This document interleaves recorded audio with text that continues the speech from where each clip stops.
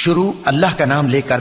جو بڑا مہربان نہایت رحم والا ہے۔ یہ ایک سورہ ہے جس کو ہم نے نازل کیا اور اس کے احکام کو فرض کر دیا اور اس میں صاف صاف آیتیں نازل کی تاکہ تم یاد رکھو۔ بدکاری کرنے والی عورت اور بدکاری کرنے والا مرد جب ان کی بدکاری ثابت ہو جائے تو دونوں میں سے ہر ایک کو 100 درے مارو، اور اگر تم اللہ اور روز آخر پر ایمان رکھتے ہو تو اللہ کے قانون کو نافذ کرنے میں تمہیں ان پر ہرگز ترس نہ آئے، اور چاہیے کہ ان کی سزا کے وقت مسلمانوں کی ایک جماعت بھی موجود ہو۔ بدکار مرد تو بدکار یا مشرک عورت کے سوا کسی سے نکاح نہیں کرتا، اور بدکار عورت کو بھی بدکار یا مشرک مرد کے سوا اور کوئی نکاح میں نہیں لاتا، اور یہ یعنی بدکار عورت سے نکاح کرنا مومنوں پر حرام ہے۔ اور جو لوگ پرہیزگار عورتوں کو بدکاری کا عیب لگائیں اور اس پر 4 گواہ نہ لائیں تو ان کو 80 درے مارو، اور کبھی ان کی شہادت قبول نہ کرو، اور یہی بد کردار ہیں۔ ہاں، جو اس کے بعد توبہ کر لیں اور اپنی حالت سنوار لیں تو اللہ بھی بخشنے والا ہے، مہربان ہے۔ اور جو لوگ اپنی بیویوں پر بدکاری کی تہمت لگائیں اور خود ان کے سوا اور گواہ نہ ہوں تو ہر ایک کی شہادت یہ ہے کہ پہلے تو 4 بار اللہ کی قسم کھائے کہ بے شک وہ سچا ہے، اور 5ویں بار یہ کہے کہ اگر وہ جھوٹا ہو تو اس پر اللہ کی لعنت۔ اور عورت سے سزا کو یہ بات ٹال سکتی ہے کہ وہ پہلے 4 بار اللہ کی قسم کھائے کہ بے شک یہ جھوٹا ہے، اور 5ویں دفعہ یوں کہے کہ اگر یہ سچا ہو تو مجھ پر اللہ کا غضب نازل ہو۔ اور اگر تم پر اللہ کا فضل اور اس کی مہربانی نہ ہوتی تو بہت سی خرابیاں پیدا ہو جاتی۔ اور یہ کہ اللہ توبہ قبول کرنے والا ہے، حکیم ہے۔ جن لوگوں نے یہ بہتان باندھا ہے وہ تمہیں میں سے ایک جماعت ہے، اس کو اپنے حق میں برا نہ سمجھنا، بلکہ وہ تمہارے لیے اچھا ہے۔ ان میں سے جس شخص نے گناہ کا جتنا حصہ لیا اس کے لیے اتنا وبال ہے، اور جس نے ان میں سے اس بہتان کا بڑا بوجھ اٹھایا ہے اس کو بڑا عذاب ہوگا۔ جب تم نے وہ بات سنی تھی تو مومن مردوں اور عورتوں نے کیوں اپنے دلوں میں نیک گمان نہ کیا اور کیوں نہ کہہ دیا کہ یہ کھلم کھلا بہتان ہے؟ یہ بہتان لگانے والے اپنی بات کی تصدیق کے لیے 4 گواہ کیوں نہ لائے؟ تو جب یہ گواہ نہیں لا سکے تو اللہ کے نزدیک یہی جھوٹے ہیں۔ اور اگر دنیا اور آخرت میں تم پر اللہ کا فضل اور اس کی رحمت نہ ہوتی تو جس شکل میں تم منہمک تھے اس کی وجہ سے تم پر بڑا سخت عذاب نازل ہوتا۔ جب تم اپنی زبانوں سے اس کا ایک دوسرے سے ذکر کرتے تھے اور اپنے منہ سے ایسی بات کہتے تھے جس کا تم کو کچھ بھی علم نہ تھا، اور تم اسے ایک ہلکی بات سمجھتے تھے، حالانکہ اللہ کے نزدیک وہ بڑی بھاری بات تھی۔ اور جب تم نے اسے سنا تھا تو کیوں نہ کہہ دیا کہ ہمیں شایع نہیں کہ ایسی بات زبان پر لائیں؟ پروردگار تو پاک ہے، یہ تو بہت بڑا بہتان ہے۔ اللہ تمہیں نصیحت کرتا ہے کہ اگر مومن ہو تو پھر کبھی ایسا کام نہ کرنا، اور اللہ تمہارے سمجھانے کے لیے اپنی آیتیں کھول کھول کر بیان فرماتا ہے، اور اللہ جاننے والا ہے، حکمت والا ہے۔ جو لوگ اس بات کو پسند کرتے ہیں کہ مومنوں میں بے حیائی یعنی تہمت بدکاری کی خبر پھیلے، ان کو دنیا اور آخرت میں دکھ دینے والا عذاب ہوگا، اور اللہ جانتا ہے اور تم نہیں جانتے۔ اور اگر تم پر اللہ کا فضل اور اس کی رحمت نہ ہوتی تو کیا کچھ نہ ہوتا، مگر وہ کریم ہے، اور یہ کہ اللہ نہایت مہربان ہے، رحیم ہے۔ مومنوں، شیطان کے قدموں پر نہ چلنا، اور جو شخص شیطان کے قدموں پر چلے گا تو شیطان تو بے حیائی کی باتیں اور برے کام ہی بتائے گا۔ اور اگر تم پر اللہ کا فضل اور اس کی مہربانی نہ ہوتی تو ایک شخص بھی تم میں پاک نہ ہو سکتا، مگر اللہ جس کو چاہتا ہے پاک کر دیتا ہے، اور اللہ سننے والا ہے، جاننے والا ہے۔ اور جو لوگ تم میں صاحب فضل اور صاحب مال ہیں وہ اس بات کی قسم نہ کھائیں کہ رشتہ داروں اور محتاجوں اور وطن چھوڑ جانے والوں کو کچھ نہیں دیں گے، اور ان کو چاہیے کہ معاف کر دیں اور درگزر کریں۔ کیا تم پسند نہیں کرتے کہ اللہ تم کو بخش دے؟ اور اللہ تو بخشنے والا ہے، مہربان ہے۔ جو لوگ پرہیزگار اور برے کاموں سے بے خبر اور ایماندار عورتوں پر بدکاری کی تہمت لگاتے ہیں ان پر دنیا اور آخرت دونوں میں لعنت ہے، اور ان کو سخت عذاب ہوگا، یعنی قیامت کے روز جس دن ان کی زبانیں اور ہاتھ اور پاؤں سب ان کے کاموں کی گواہی دیں گے۔ اس دن اللہ ان کو ان کے اعمال کا پورا پورا اور ٹھیک ٹھیک بدلہ دے گا، اور ان کو معلوم ہو جائے گا کہ اللہ برحق اور حق کو ظاہر کرنے والا ہے۔ ناپاک عورتیں ناپاک مردوں کے لیے ہیں، اور ناپاک مرد ناپاک عورتوں کے لیے، اور پاک عورتیں پاک مردوں کے لیے ہیں، اور پاک مرد پاک عورتوں کے لیے۔ یہ پاک لوگ ان جھوٹوں کی باتوں سے بری ہیں، اور ان کے لیے بخشش اور نیک روزی ہے۔ مومنوں، اپنے گھروں کے سوا دوسرے لوگوں کے گھروں میں گھر والوں سے اجازت لیے اور ان کو سلام کیے بغیر داخل نہ ہوا کرو، یہ تمہارے حق میں بہتر ہے، اور ہم یہ نصیحت اس لیے کرتے ہیں کہ شاید تم یاد رکھو۔ پھر اگر تم گھر میں کسی کو موجود نہ پاؤ تو جب تک تم کو اجازت نہ دی جائے اس میں مت داخل ہو، اور اگر یہ کہا جائے کہ اس وقت لوٹ جاؤ تو لوٹ جایا کرو، یہ تمہارے لیے بڑی پاکیزگی کی بات ہے، اور جو کام تم کرتے ہو اللہ سب جانتا ہے۔ ہاں، اگر تم کسی ایسے مکان میں جاؤ جس میں کوئی نہ بستا ہو اور اس میں تمہارا اسباب رکھا ہو تو تم پر کچھ گناہ نہیں، اور جو کچھ تم ظاہر کرتے ہو اور جو پوشیدہ کرتے ہو اللہ کو سب معلوم ہے۔ مومن مردوں سے کہہ دو کہ اپنی نظریں نیچی رکھا کریں اور اپنی شرمگاہوں کی حفاظت کیا کریں، یہ ان کے لیے بڑی پاکیزگی کی بات ہے، اور جو کام یہ کرتے ہیں اللہ ان سے خبردار ہے۔ اور مومن عورتوں سے کہہ دو کہ وہ بھی اپنی نگاہیں نیچی رکھا کریں اور اپنی شرمگاہوں کی حفاظت کیا کریں، اور اپنی آرائش یعنی زیور کے مقامات کو ظاہر نہ ہونے دیا کریں مگر جو اس میں سے کھلا رہتا ہو، اور اپنے سینوں پر اوڑھنیاں اوڑھے رہا کریں، اور اپنے خاوند اور باپ اور خسر اور بیٹوں اور خاوند کے بیٹوں اور بھائیوں اور بھتیجوں اور بھانجوں اور اپنی جیسی مومن عورتوں اور لونڈی غلاموں کے سوا نیز ان خدام کے جو عورتوں کی خواہش نہ رکھیں، یا ایسے لڑکوں کے جو عورتوں کے پردے کی چیزوں سے واقف نہ ہوں، غرض ان لوگوں کے سوا کسی پر اپنی زینت اور سنگھار کے مقامات کو ظاہر نہ ہونے دیں، اور اپنے پاؤں ایسے طور سے زمین پر نہ مارے کہ جھنکار کانوں میں پہنچے اور ان کا پوشیدہ زیور معلوم ہو جائے۔ اور مومنوں سب اللہ کے آگے توبہ کرو تاکہ فلاح پاؤ، اور اپنی قوم کی بیوہ عورتوں کے نکاح کر دیا کرو، اور اپنے غلاموں اور لونڈیوں کے بھی جو نیک ہوں نکاح کر دیا کرو۔ اگر وہ مفلس ہوں گے تو اللہ ان کو اپنے فضل سے غنی کر دے گا، اور اللہ بہت وسعت والا ہے، سب کچھ جاننے والا ہے۔ اور جن کو بیاہ کا مقدور نہ ہو وہ پاک دامنی کو اختیار کیے رہیں یہاں تک کہ اللہ ان کو اپنے فضل سے غنی کر دے۔ اور جو غلام تم سے مکاتبت یعنی مال دے کر پروانہ آزادی کی تحریر چاہیں، اگر تم ان میں صلاحیت اور نیکی پاؤ تو ان سے مکاتبت کر لو، اور اللہ نے جو مال تم کو بخشا ہے اس میں سے ان کو بھی دو۔ اور اپنی باندیوں کو اگر وہ پاک دامن رہنا چاہیں تو دنیاوی زندگی کے فوائد حاصل کرنے کے لیے بدکاری پر مجبور نہ کرنا، اور جو ان کو مجبور کرے گا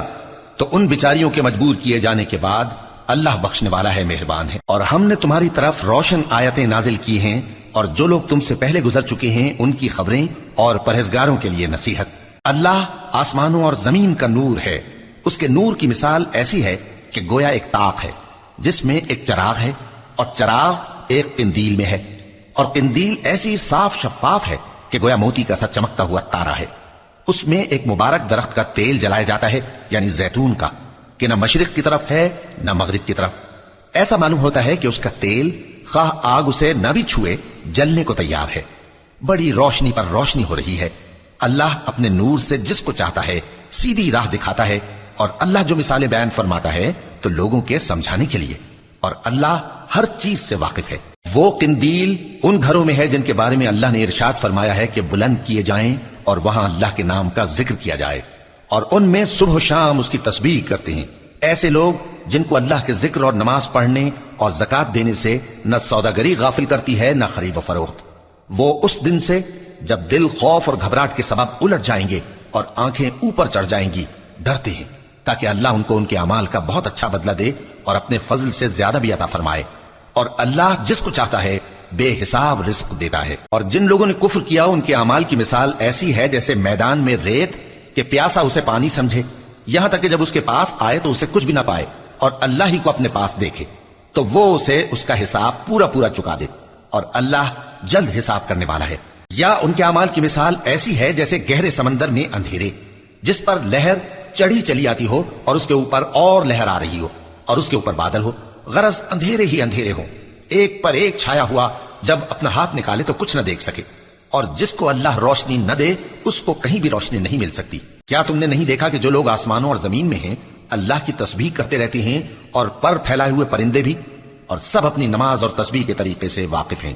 اور جو کچھ وہ کرتے ہیں سب اللہ کو معلوم ہے، اور آسمان اور زمین کی بادشاہی اللہ ہی کے لیے ہے، اور اللہ ہی کی طرف لوٹ کر جانا ہے۔ کیا تم نے نہیں دیکھا کہ اللہ ہی بادلوں کو چلاتا ہے، پھر ان کو آپس میں ملا دیتا ہے، پھر ان کو تہ بتہ کر دیتا ہے، پھر تم دیکھتے ہو کہ بادل سے مے نکل کر برس رہا ہے، اور آسمان میں جو اولوں کے پہاڑ ہیں ان سے اولے نازل کرتا ہے، تو جس پر چاہتا ہے اس کو برسا دیتا ہے، اور جس سے چاہتا ہے ہٹا رکھتا ہے، اور بادل میں جو بجلی ہوتی ہے اس کی چمک آنکھوں کو خیرہ کر کے بینائی کو اچکے لیے جاتی ہے۔ اللہ ہی رات اور دن کو بدلتا رہتا ہے، اہل بصارت کے لیے اس میں بڑی عبرت ہے۔ اور اللہ ہی نے ہر چلنے پھرنے والے جاندار کو پانی سے پیدا کیا، تو ان میں سے بعض ایسے ہیں کہ پیٹ کے بل چلتے ہیں، اور بعض ایسے ہیں جو 2 پاؤں پر چلتے ہیں، اور بعض ایسے ہیں جو 4 پاؤں پر چلتے ہیں۔ اللہ جو چاہتا ہے پیدا کرتا ہے، بے شک اللہ ہر چیز پر قادر ہے۔ ہم ہی نے روشن آیتیں نازل کی ہیں، اور اللہ جس کو چاہتا ہے سیدھے راستے کی طرف ہدایت کرتا ہے۔ اور بعض لوگ کہتے ہیں کہ ہم اللہ پر اور رسول پر ایمان لائے اور ان کا حکم مان لیا،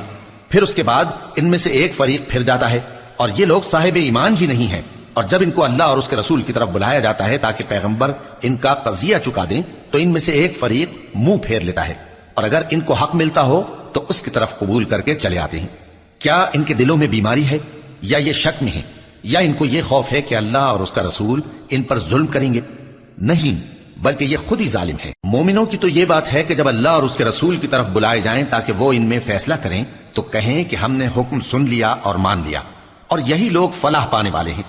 اور جو شخص اللہ اور اس کے رسول کی فرما برداری کرے گا اور اس سے ڈرے گا اور اس کا تقوی اختیار کرے گا تو ایسے ہی لوگ مراد کو پہنچنے والے ہیں۔ اور یہ اللہ کی سخت سخت قسمیں کھاتے ہیں کہ اگر تم ان کو حکم دو تو سب گھروں سے نکل کھڑے ہوں۔ کہہ دو کہ قسمیں مت کھاؤ، پسندیدہ فرما برداری درکار ہے، بے شک اللہ تمہارے سب اعمال سے خبردار ہے۔ کہہ دو کہ اللہ کی فرما برداری کرو اور رسول کے حکم پر چلو۔ اگر منہ موڑو گے تو رسول پر اس چیز کا ادا کرنا ہے جو ان کے ذمے ہے اور تم پر اس چیز کا ادا کرنا ہے جو تمہارے ذمے ہے۔ اور اگر تم ان کے فرمان پر چلو گے تو سیدھا رستہ پالو گے، اور رسول کے ذمے تو صاف صاف پہنچا دینا ہے۔ جو لوگ تم میں سے ایمان لائے اور نیک کام کرتے رہے ان سے اللہ کا وعدہ ہے کہ ان کو ملک کا حاکم بنا دے گا، جیسا ان سے پہلے لوگوں کو حاکم بنایا تھا، اور ان کے دین کو جسے اس نے ان کے لیے پسند کیا ہے مستحکم و پائیدار کرے گا، اور خوف کے بعد ان کو امن بخشے گا۔ وہ میری عبادت کریں گے اور میرے ساتھ کسی چیز کو شریک نہ بنائیں گے، اور جو اس کے بعد کفر کرے تو ایسے ہی لوگ بد کردار ہیں۔ اور نماز پڑھتے رہو اور زکات دیتے رہو اور پیغمبر کے فرمان پر چلتے رہو تاکہ تم پر رحمت کی جائے۔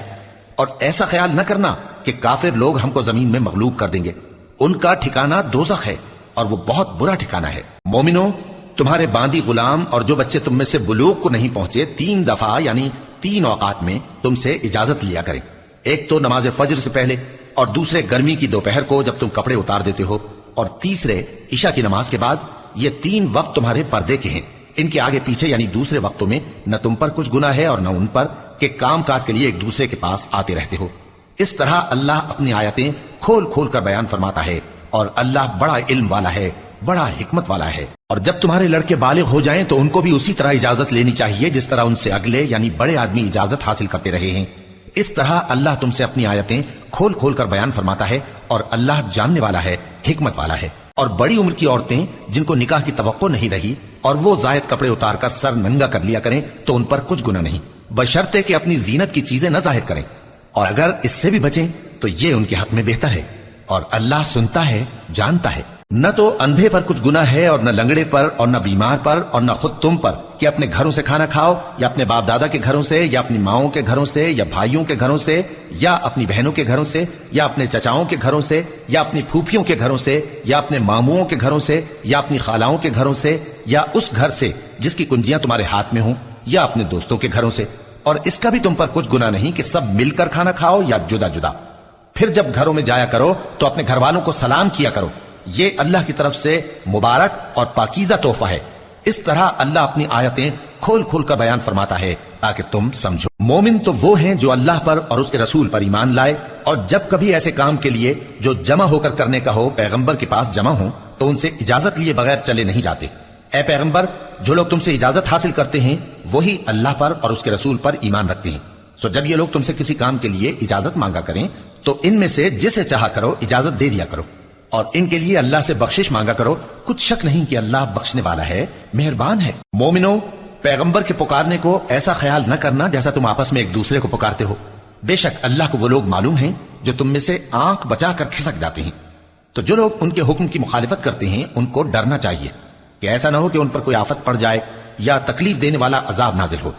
دیکھو، جو کچھ آسمانوں اور زمین میں ہے سب اللہ ہی کا ہے، جس طریق پر تم ہو وہ اسے جانتا ہے، اور جس روز لوگ اس کی طرف لوٹائے جائیں گے تو جو عمل وہ کرتے رہے وہ ان کو بتا دے گا، اور اللہ ہر چیز سے واقف ہے۔